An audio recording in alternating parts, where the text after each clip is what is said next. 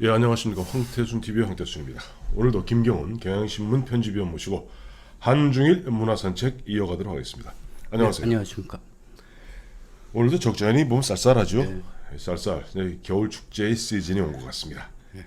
이게 이제 겨울 축제하면은 평창의 송어 축제, 대관령 눈꽃 축제, 그리고 화천의 그 유명한 산천어 축제. 엄청 많죠. 그렇죠. 또 소양강 있는 인제의 빙어 축제, 청평의 얼음꽃 축제 정말 많습니다. 네. 자, 오늘 한중일 삼국의 겨울 축제, 겨울나기 한번 짚어보도록 하겠습니다. 올해 가장 먼저 열리는 겨울 축제가 뭐예요? 예. 올해 처음으로 네, 열리는 건데 네. 그 한국민속촌에서 여기 용인에 있는 거예요? 예. 설원의 사냥꾼이다라는 제목이 죽입니다. 예. 빙어잡이, 어, 빙어 잡기 빙어 잡기. 체험 행사를 14일 이번 주 토요일이죠. 네네. 14일부터 네. 2월 23일까지 내년 네네. 이렇게 열립니다. 이게 올해 처음으로 열리는 겨울 축제라고 할 수 예. 있죠. 그러니까 참 그 신기하네요. 그 저 용인 같으면은 내륙 지방인데 내륙에서 보면은 아마 빙어를 갔다 오는 뭐 공수해 오는 모양이죠. 아, 그렇군요. 그럼 뭐 화천 이야기도 좀 해야 되겠습니다만 그때 같이 얘기하죠. 예, 그렇게 하시죠. 그래도 뭐 우리 겨울 축제하면 뭐니 해도 저 화천에 이 산천어 축제 아닙니까? 예. 뭐 산천어 축제, 네, 또 한평의 나비 축제, 네네. 또 보령의 예, 머드 축제 네. 이런 것들이 그래도 성공한 그렇죠. 우리 지역 축제고 그런데 또 이제- 세계적으로도 좀 꽤 알려져 있죠. 그렇습니다. 근데 이제 화천이 네네. 그 산이 깊지 않습니까? 깊죠. 그러니까 거기에 계곡에서 불어오는 바람이 네. 차고 예, 또 물이 이제 맑고 깨끗하니까 네네. 상대적으로 다른 지역보다 똑같은 기온의 지방보다도 네. 얼음이 빨리 얼죠. 그냥 겨울이 빨리 오는 셈입니다. 그래서 네. 그게 만들어진 게 산천어 축제인데 네. 이제 작년에는 무려 150만 명이 찾았대요. 그래요. 아까 보내주신 자료 보니까 예. 화천 인구가 2만 5천 명이랍니다. 2만 5천 명 약간 넘습니다. 예, 2만 5천 명의 화천에 무려 150만 명이 축제를 찾았다 하는데 그래서 그런지 몰라도 CNN에서는 예. 그 우리 그 화천 산천어 축제를 세계 4대 7대 불가사의 축제로 규정했다면서요. 예. 근데 불가사의라는 게 뜻이 뭔가요? 보통 상식적으로 네. 이루어질 수 없는 일이거나 그렇죠. 인간의 생각으로는 뭐 미칠 수 없는 현상이나 일들을 이야기할 텐데 네. 근데 이제 뭐 그 화천의 그 산천어 축제와 함께 네. 뭐 이해가 되는 부분은 있습니다. 그 네. 미국의 옐로우스톤에 뭐 네. 끓는 물 간열천에서 그렇죠. 화산 간헐적, 지역이니까 예. 나온다든지 네. 스웨덴에 슬록이 대이동을 한다든지 예. 캐나다에 뭐 오로라가 뜬다든지 이런 것들은 좀 이해가 되는데 네. 우리 화천의 그 산천어 축제를 불가사의로 집어넣었어요. 그 왜 그랬을까요? 근데 그 이유는 아주 드라이하게 소개를 하고 있습니다. 예. 그 산골짜기에 100만이나 되는 그 산천어를 그 두툼한 옷을 입고 네. 산천어를 잡는다, 낚시를 한다. 예.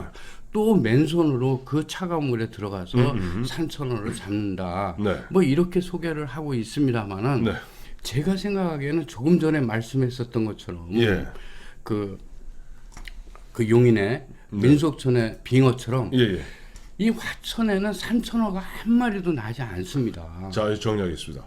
화천에는 산천어가 살지 않는답니다. 예, 그 영서 지방 아닙니까? 네네. 화천어가 주로 잡히는 지역은 영동 지역입니다. 예. 그리고 그 계곡의 깊은 그 아주 깊은 계곡에서 네네. 이렇게 올라가서 네. 사는데 담수인데 네네. 한 마리도 안 살아요. 네. 그래서 전국에 예. 17개의 예. 그 양어장에서 예. 180톤을 공수를 하죠. 아, 180톤이면 보통 우리 트럭 이제 보면 그저 우리 그래서 생선들 실어 나르는 트럭이 한 5톤 되지 않겠어요? 예. 5톤인짜리 잡아도 180톤이면 거의 20대. 30대. 어마어마한 양이군요. 그렇죠. 뭐 30대 정도가 아니고요. 예. 엄청난 많은 양들을 예. 이제 공수해서 쓰죠. 네. 그러니까 거기에서 착안해서 예. 불가사의한 게 아니냐 이렇게 이제 지적을 하고 있습니다. 그렇습니다. 보면 사실 이제 겨울 축제로 유명한 것은 이제 흔히 나중에 좀 말씀드리겠습니다만은 일본의 삿포로 유키 마츠리는 축제. 그다음에 저희가 이제 뭐 김광우 선생님 모시고 지난 10월 25일, 26일 갔다 왔던 하얼빈의 빙등 축제. 그다음에 캐나다 퀴벡의 뭐 인터 카니발. 그다음에 윈터 카니발. 그리고 한국의 바로 화천 산천어 축제를 갖다가 세계 4대 겨울 축제를 꼽고 있습니다. 예, 그렇죠. 그냥 엄청 성공한 거죠. 네네. 그렇습니다. 근데 아까 말씀하신 대로 이제 전국 17개 양식장에서 180톤, 약 한 76만 마리를 갖다가 화천천에다가 방류한다는 거죠. 야, 근데 그 대단한 거예요. 근데 그걸 놓고 일각에서는 이건 뭐 하다못해 동물학대 아니냐, 변태 아니냐 이런 지적도 있어요. 생태계를 왜곡시키는 거다, 네. 반생태적이다, 뭐 이런 지적도 있습니다만은 어떻든 2003년부터 시작됐죠. 해서 내년 이제 그 4일부터 1월 4일부터 2월 23일까지 이렇게 열립니다. 그때 겨울 아주 한겨울에 열리죠. 한겨울에. 그렇게 열리는데 어떻든 거기서 이제 최고 인기 있는 것은 산천어 맨손 잡기. 방송에서 늘 매년 소개해 주죠. 맨손으로 잡기. 맨손으로 잡은 거를 저 식당이나 이렇게 가져가면은 또 거기 화덕이나 화로 이런 게 다 준비돼 있어서 장인들이 뭐 준비한 양념 해가지고 먹기도 하고 또 식당에 가면은 또 바로 요리도 해주고 하는데 원래는 그거를 이제 고추장에다 이렇게 구워내는 건데 칠리 소스도 만들어내고 탕수육 소스도 이렇게 해갖고 아무튼 맛을 다양화해서 젊은이들이나 외국인들에게도 관심을 끈답니다. 그러니까 어떻든 CNN의 보도 이후에 그 외국의 자유 여행가들이 꼭 가고 싶은 곳, 그래 화천 산천어 축제를 꼽는다 그러니까 이제 세계적 명성도 얻어가고 있다 할 수 있습니다. 아까도 말씀하셨습니다만은 저 충남 보령이죠. 보령의 머드 축제도 그 세계적인 축제예요. 그 외국의 젊은이들이 한국에 와서 그야말로 그 머드를 여름이죠. 그 머드. 저도 지난 여름에 보령을 다녀왔습니다. 한번 바르고 오셨어요? 제가 갔을 때는 머드 축제가 바로 끝났다고. 바르지 못하셨군요. 자, 겨울 축제로서 이제 화천 산천어 축제가 그야말로 대한민국을 대표하는 겨울 축제를 한다면 또 우리 인제에도 빙어 축제가 있지 않습니까? 소양강이 있는 곳인데 이 빙어라는 게 산란기랍니다. 이 한철이 겨울철이. 그래서 이게 이제 그 소양강 쪽으로 올라가는데 이게 이상하게 그 산란기가 되면은 음식을 많이 안 먹는답니다. 거꾸로구나. 보통 많이 안 먹어서 이 산란기에 이 물고기를 잡으면 투명하다. 맞지, 빙어 투명해요. 투명해서 또 그 몸체도 이제 뭐 그 내장이나 이런 것이 깨끗하고 이래서 생걸로 이렇게 초장에 찍어서 그렇게 먹습니다. 그렇죠. 근데 이제 빙어하면 아무래도 이제 아까 이제 먹는 거를 갖다 말씀하셨는데 빙어는 그 잡는 방법이 독특해요. 그게 이제 그 인제의 빙어 축제가 작년에 70만 명이 달려갔다고 하는데 그 70만 명까지 이렇게 유치를 할 수 있었던 게 뭐냐면 강원도에 이 빙어를 잡는 아주 독특한 방법이 있습니다. 여들털기. 여들털기라고 하는데 그건 큰 구멍을 이제 우리 텔레비에서 보는 거는 늘 보는 거는 작은 구멍에다가 이렇게 낚싯줄 이렇게 넣어 빨간 그 꼭지 달린 거 있고 이렇게 하잖아요. 그게 아니라 아주 커다란 이제 얼음 구멍을 파고 거기에 큰 그물을 집어넣어서 낯선 사람들이 함께 힘을 합쳐서 그 그물을 들어 올립니다. 그렇죠. 그래서 같이 이제 낯선 사람끼리 힘을 합치고 어울리고 그걸 또 나눠 먹고 이러면서 어떤 색다른 즐거움을 줘서 거기서 이제 또 새로운 그 추억이라든지 또 그 여행의 기쁨을 만끽하게 하고 또 개인적으로 그거를 못한 사람들은 개인적으로 이렇게 구멍에 이렇게 낚시하죠. 보는 거. 그거 보니까 그 얼음 두께가 한 50cm 돼요. 그 뚫는 것도 사람 못 뚫는데 뚫는 기계가 있어요. 계속 뚫고 사는데. 근데 기온이 점점 높아지고 있다고 하는데 이 인제 지역의 이 그 소양강 그 얼음 두께는 점점 또 두꺼워지고 있답니다. 그거 왜 그렇죠? 뭐 아무튼 제가 보도는 보았는데 네네. 왜라는 설명은 안 하고 있어서 좀 이상하다 하는 예, 생각이 역시 듭니다. 우리 김경원 편집위원이 요즘 취재열이 좀 떨어졌습니다. 예전 같으면 바로 왜를 알았을 텐데. 자, 이제 말 나온 김에 저희가 10월 25, 26일 날 갔다 왔던 중국 하얼빈. 하얼빈 저희 갔다 오니까 그 하얼빈을 관통하는 강이 바로 우리가 그러면 숭화강이죠. 송화강이더라고요. 근데 그 폭이 어마어마하죠. 아니 한강보다 넓어요. 우리 이제 김 기자도 저도 가봤죠. 다녀왔습니다. 예. 근데 이제 가다 보면 쭉 어느 가다 보니까 옆에 그 옆에 가이드가 여기가 그 유명한 빙등 축제 하는 데입니다.라고 하는데 자 빙등 축제 그야말로 하얼빈은 겨울이 되면 그야말로 눈의 왕국 얼음 왕국이 된다면서요. 뭐 우리가 짐작할 수 있죠. 네. 사실은 그 다녀오셔서 아시겠지만 네. 이 동양의 모스크바다라고 네. 할 정도로 국제적인 도시였습니다. 그리고 또 뭐 그렇죠. 건축물이나 예. 이런 것들 보면 네. 정말 서구에 뭐 옮겨놓은 것 같은 곳도 있고 네. 아주 세련된 곳인데 네. 너무 추우니까 이게 아주 겨울 도시로 그냥 그 낙인이 찍혔다 그럴까? 아니, 그 표현이 뭐 낙인은 그렇게 아니죠. 뭐 맞아 유명세를 타고 브랜드를 있습니다. 이제 예. 그거를 가지고 빙등 축제를 만들었는데 네. 따이양이라는 숭화강 강변에 있는 네. 아주 어마어마하게 큰 따이양 공원. 예, 네. 공원입니다. 네. 그 공원에서 이제 이 축제가 열리는데 네. 한마디로 얘기하면 예. 얼음 예술의 진수다. 얼음 예술의 진수다. 예, 이렇게 얘기를 해도 과언이 아니라고 합니다. 예. 근데 그럴 수뿐이 없는 게 네. 숭화강이 그렇게 넓잖아요. 어마어마하게 그러니까 넓어요. 예. 이게 제가 뭐 가서 얼마나 춥냐 네. 이렇게 물어봤더니 예. 한 겨울에 네. 30도 영하 30도 이하로 내려가지 않으면 그래도 따뜻한 겨울이다 이렇게 표현한다고 예, 하니까 그 숭화강의 얼음이라는 게 어마어마한 거죠. 어마어마하겠더라고요. 그 얼음을 이용을 해서 네. 이제 축제를 여는 건데 예. 그거는 빛, 얼음, 또 그 조명, 조명, 또 조각 뭐 뭐 이런 거를 해가지고 예. 아무튼 얼음 예술의 진수를 만들어냅니다. 근데 보통 거기도 경연대회가 열리고 이렇게 그 조각가들이 참여하는데 예. 한 번에 이렇게 전시되는 작품이 한 250 정도인데 네네.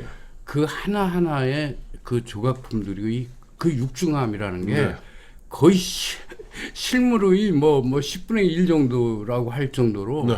그렇게 규모를 크게 만들고 어떤 거는 하나의 이제 그 얼음 조각을 네. 만드는데 뭐 얼음이 수십 톤이 들어간다고 얘기를 하고 합니다. 제가 이제 하얼빈 이번에 갔다 와서 그 가이드 얘기를 들어보니까 1930년대까지만 해도 하얼빈이 인구가 25만 정도밖에 안 됐대요. 근데 지금 이번에 최근에 나온 게 1,032만인가 1,000만이 넘어서 서울보다 큽니다. 예. 자, 그러면 이제 아무래도 이 겨울에 이제 그 추운데 영하 30도를 오르내리면은 중국 사람들은 그 얼음 빙등 축제라면서 뜨끈한 국물 요리로 또 그 어떤 추위를 근데 이기겠군요. 지난번에 언제 한번 얘기를 드린 것 같은데 네. 그 중국 사람들은 네. 상대적으로 국물 요리를 크게 즐기지 않습니다. 왜 우리가 또 이제 뭐 언뜻 떠오르는 것도 네. 허커 정도지. 예. 이렇게 국물 요리보다는 이제 조림 요리가 훨씬 더 많거든요. 아, 그렇군요. 잉어찜 요리. 예. 예. 그래서 이 그 우리 같은 경우는 뜨끈한 국물을 먹어서 이제 속을 네. 그 풀어서 추위를 그렇죠. 이겨낼 것 같은데 그렇지 네. 않고 네. 거기는 이제 잉어찜 요리. 그게 이제 유명한 이제 홍모리위라고 하는 건데 네. 그것은 이제 잉어를 튀긴 다음에 네. 그 튀긴 것을 가지고 또 여러 가지 양념이나 재료를 넣고 네. 그것을 다시 조리해서 내는 거고 이거는 겨울의 최고의 보양식이다. 네. 이렇게 얘기하고 또 이 하얼빈은 아주 참고로 이번에 10월 26일 날 먹어봤습니다. 어떻든가요 맛이? 맛은 별로입니다. 우리가 잉어를 잘 즐기지 않죠. 잘해서 그래요. 예, 맞아요. 그리고 그 음식이라는 건 예. 선입견이 네. 이것보다 더 강한 게 없거든요. 네, 그렇죠. 그래서 잉어는 별로 안 당기거든요. 생각에 그 맛을 결정을 하고요. 네. 그거보다는 하얼빈 하면은 떠오르는 음식이 있습니다. 그게 뭐냐면 따멘 빠오라고. 봤어요? 아시죠? 네? 엄청 크죠. 이만해요. 예, 수박 뭐 네. 크기만한 것인데 네. 이게 이제 하얼빈의 겨울을 나는 양식이라고 할 정도로 이렇게 유명하고 이거는 메가 보리 예, 이거를 갖다 숙성을 시켜가지고 숯불로 구워서. 예, 숯불로 굽기 때문에 네. 겉하고 속이 완전히 질감이 음식 질감이 쫄깃쫄깃. 다릅니다. 그렇습니다. 그리고 겉은 좀 쫀득쫀득하고 예. 속은 뭐 담백하고 담백하죠. 부드럽고 그래서 보통 하얼빈에 가면 이거 한 덩어리씩 사옵니다. 저는 이번에는 그거 사오지 못했습니다. 그 마침 보니까 이번에 갔던 일행 중에 한 사람이 그분 호텔에서 먹던 뭐 조금 음식 몇 개 남은 거 갖고 왔다가 예. 여기 인천공항에서 다 잡히고 각서 쓰고 왔어요. 요즘 뭐 음식 그것 때문에 조심하셔야 됩니다. 거기서. 아무래도 이제 중국을 짚어봤습니다만 일본 하면 앞서 잠깐 소개해드렸으면 삿포로입니다. 네. 저도 한 삿포로는 뭐 한 서너 차례 갔다 왔는데 하필이면 다 그 여름이나 가을에 와서 겨울을 못 봤는데 원래 삿포로는 유명한 게 육기 맛질이 즉 눈 축제죠. 예, 삿포로는 그 홋카이도는 겨울에 가야 됩니다. 예. 진짜의 홋카이도의 맛을 보려고 그러면 겨울에 가야 되는데 그게 이제 삿포로 육기 맛질이 때문에 그런 거거든요. 근데 육기 맛질이가 생긴 건 1950년입니다. 예. 그건 이제 2차 세계 대전 후에 일본이 뭐 심적으로나 뭐 여러 가지 경제적으로나 침체되어 있던 시기에 그 삿포로에 있는 중고등학교 학생들이 그 어른들을 위로한다고 해서 그 얼음 조각을 만드는 거예요. 근데 삿포로가 1년 한 겨울에 평균 강설량이 어느 정도 되시는지 혹시 알죠, 저요. 아까 보내주신 보니까 496cm, 5m랍니다. 5m예요. 그런데 이게 뭐 도로도 있고 또 뭐 지붕에도 있고 하니까 이 눈을 치워야 되잖아요. 예, 그렇죠. 그 눈을 이제 치우는 곳이 공원 오도리 공원. 오도리 유명합니다. 그 대통이라고 오도리 공원인데 지금 뭐 어마어마하게 큽니다만은 그곳에다가 이렇게 눈을 모아서 치워두던 곳이에요. 그런데 그 학생들이 그 눈을 가지고 이렇게 이제 조각품들을 뭐 로켓산이라든지 이런 것들을 몇 개를 만들어서 전시를 했습니다. 그래가지고 그때 그게 1950년 2월 28일에 단 하루만 그게 이제 그런 축제 형식으로 이렇게 했다가 점점 이게 규모도 커지고 또 세계화되면서 세계 3대 겨울 축제로 이렇게 자리를 잡게 됐죠. 그래요. 보면 삿포로 가면 유명한 게 이제 털개. 게도 유명하고 삿포로 맥주도 유명합니다만은 겨울에는 그래도 역시 라면이죠. 삿포로 라면은 아주 유명하죠. 근데 이게 특색이 이건 미소 라면입니다. 된장 라면. 일본식의 된장 미소를 풀어가지고 끓이는 라면인데 뭐 아무튼 그래도 거기서 돼지고기를 육수로 하기 때문에 우리가 아는 우리가 먹는 라면하고는 조금 다르고요. 또 겨울의 특산물로 하면 이게 돼지 귀 요리가 유명합니다. 근데 그게 특히나 젊은 여성들이 콜라겐이 바람이 불면서 젊은 여성들이 아주 선호하는 음식이 됐고 특히 겨울에 보양 음식으로 자리를 잡았습니다. 그래요. 우리 김 기자 이거 끝나고 나서 나가면서 우리 그 돼지 뭐 우리는 귀는 몰라도 그 돼지 껍질 소주 한잔 하시죠. 그 콜라겐 덩어리인데 자 일본에는 삿포로의 육기 맛질이 말고도 또 유명한 겨울 가장 이제 오래된 축제가 있다면서요. 그 축제가 그 미소기라는 축제가 있습니다. 미소기. 그것도 홋카이도에 미소기라는 것인데 그게 사네가와라는 마을. 그 마을은 뭐 인구라고 해봐야 한 6천 명이 채 될까 말까 그 마을입니다. 근데 그 마을에 있는 진사 사네가와 진사 거기에서 신에게 그 마을의 번영과 안녕을 기원하는 제사가 이게 마을의 축제로 바뀐 그 예입니다. 근데 전에도 언제 한번 일본에 대해서 얘기를 드리면서 일본의 그 후지산 아래 그 입기반도 있지 않습니까? 네, 그렇죠. 그때 여성들이 뭐 옷을 벗고 네네. 새해를 맞는다 그렇죠. 이런 얘기를 했던 것처럼 예. 이곳에서도 그 물로 그 정신을 맑게 하고 그 정화를 하는 일을 하거든요. 예, 그 아까- 근데 이 일은 모두 다 그 마을 사람들이 주관하고 마을 사람들이 참여합니다. 네. 그 재관도 있고 그 밑에 이 행사를 하는 수행자가 있는데 네. 젊은이 남성 4명을 네. 골라서 합니다. 네. 근데 얼마나 좀 색다르냐면 네. 그 이제 그 추운 겨울에 거기 삿포로가 겨울에 얼마나 춥겠습니까? 별로 안 추워요. 어쨌든 추워요. 추운데 거기에 네. 그 찬 물로 그 몸을 씻는데 그저 씻는 게 아니라 커다란 네. 일본의 그 마루 저기 나무로 된 나무통, 목욕통. 예, 목욕통. 그거 엄청 큰 거에다가 네. 그 물을 가득 받아놓고 네. 오직 그 뭐죠 그 훈도시. 훈도시만 입고 있는 남성에게 그 물을 갖다가 아주 뭐 따가울 정도로 뿌립니다. 네. 그거 이제 돌아가면서 하고 네. 또 이 사람들이 그 이제 훈도시 바람에 네. 또 그 신사에 가가지고 신책 네. 그러니까 신의 그 신물이죠. 네, 신물. 신물 4가지. 네. 그것은 뭐냐면 하나는 여성, 네. 그다음에 바닥 마을이니까 바다, 바다. 그다음에 학문, 네. 그리고 또 한 가지가 농작물. 농작물. 네. 이 4가지를 신물로 두고 있는데 네. 이 상징적인 이제 물건들을 가지고 네. 바다로 나갑니다. 바다로 나가면 그 바다에 배가 한 대 이렇게 떠 네. 있는데 예.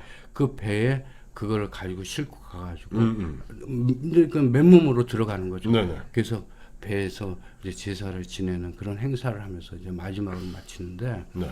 어떻든 제가 뭐 그런 프로그램이 있어서 네. 그 직접 본 건 아니고 프로그램으로 봤는데 네. 아 좀 그 좋아요. 하라고 그러면 못할 것 같아요. 다 하실 수 있습니다. 참고로 이런 게 있습니다. 그런데 아무튼 그게 아무튼 일본에서도 가장 오래된 네. 그리고 세계적으로도 가장 오래된 겨울 축제입니다. 근데 이런 거 있죠. 우리가 밖이 영하 30도라도 물속은 영상입니다. 네, 물론 뭐 바깥에 보다야 따뜻하게. 아니 영상이에요. 이 영도 이하로 가면 얼어버리거든. 그 얼지 않습니다. 그러니까 이거 오늘 뭐 날도 쌀쌀하고 한데 나가서 콜라겐 드시면서 어떻게 물이나 한번 쐬보시죠. 네. 자, 고맙습니다. 우리 김경은 기자와 함께 걸어본 한중일 문화산책 겨울 축제에 대해서 알아봤습니다. 감사합니다. 네, 고맙습니다.